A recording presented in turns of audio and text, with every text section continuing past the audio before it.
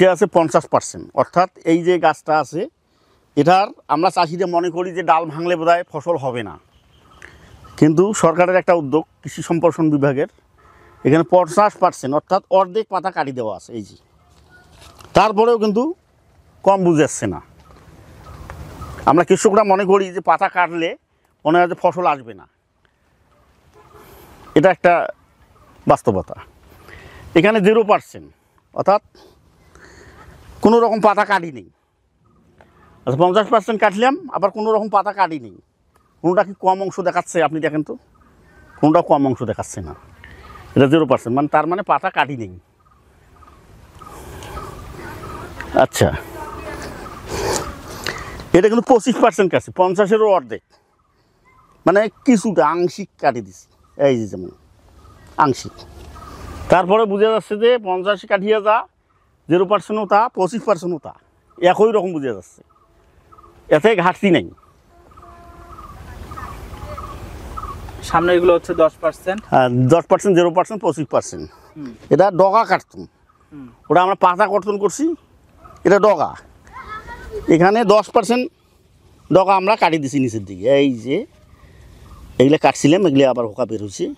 যাই হোক, এগুলো কাটলে কোনো অসুবিধা নাই। আচ্ছা, এই যে কাটাকাটি কিংবা এটা আসলে এই পরীক্ষাটা হওয়ার মূল উদ্দেশ্যটা কি?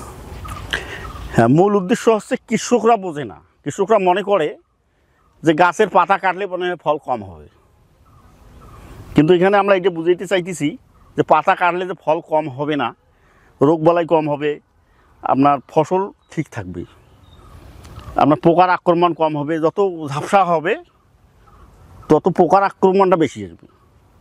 তাহলে পাতা কেটে দেওয়াটা ভালো। পাতা কেটে দেওয়াটা ভালো, তাহলে পোকা আশ্রয় নিতে পারবে না, এই গাছের গোড়ায় কোনো ধরনের পোকা আশ্রয় নিতে পারবে না।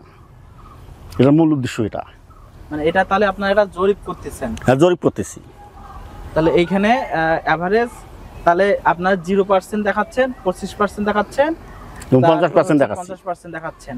তো প্রত্যেকটা পাতাতেই দেখা যাচ্ছে যে কোনো প্রকার মানে গাছের কোনো পরিবর্তন নাই, মানে ক্ষতি হচ্ছে না, ক্ষতি হচ্ছে না। বরঞ্চ পাতা কম থাকাতে এটাতে সুবিধা কোনটা হচ্ছে? রোগবালাইটা আক্রমণটা, রোগবালাই এবং কীটনাশক মানে পোকা যেটা আর কি, কীটপতঙ্গ, কীটপতঙ্গটা, হ্যাঁ এইটা আর কি বাসা বাঁধে।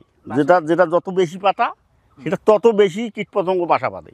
আচ্ছা, আর যেটা পাতা কম, কীটপতঙ্গ কম, ফলও স্বাভাবিক অবস্থায় থাকে। তাহলে এখানে আপনার সর্বোপরি আমরা এটা বুঝাতে চাচ্ছি যে আমরা আমাদের এই পরীক্ষার মাধ্যমে যেটা বোঝা গেল যে আমরা পাতা বেশি করে কেটে দেব, তাহলে দেখা যাচ্ছে যে আমাদের এই জিনিসগুলো হাত থেকে, কীটপতঙ্গের হাত থেকে আমরা রক্ষা পাবো, সহজে রক্ষা করব।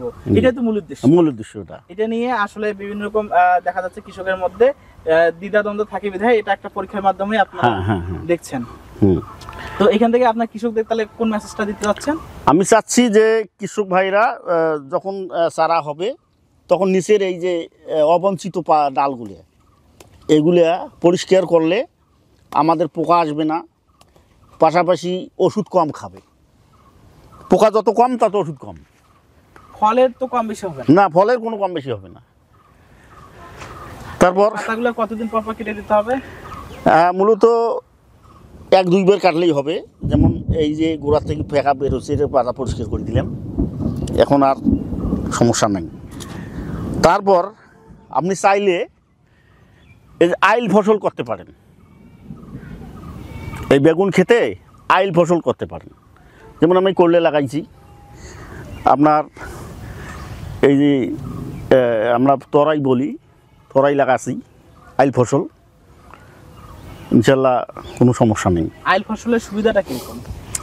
বেড়াটা বড়ি থাকে, এই বেড়াতে আমরা আইল ফসল করলাম, হয়তো সিম গাড়লাম, এই যে আমরা সিম গাছছি, বটবটি তরাই গাছছি, বাড়তি একটা আয়ের আশায় কিংবা পরিবারের যে চাহিদাটা এটা পূরণ হবে ইনশাআল্লাহ। এবং আর ওই সেফটির যে কাজটা, হ্যাঁ সেফটি কাজটাও ভালো করতেছে। আর আইল ফসলের একটা উপকারিতা আছে, যেমন যে সমস্ত পোকা বেগুনে আকৃষ্ট হয় সেগুলো আবার এগুলো ফসল তো আকৃষ্ট হয়, তাহলে ওইখান থেকে পোকাটা আমাদের এখানে চলে আসবে, অনেক অংশে বেগুন থেকে আইল ফসলে চলে আসবে।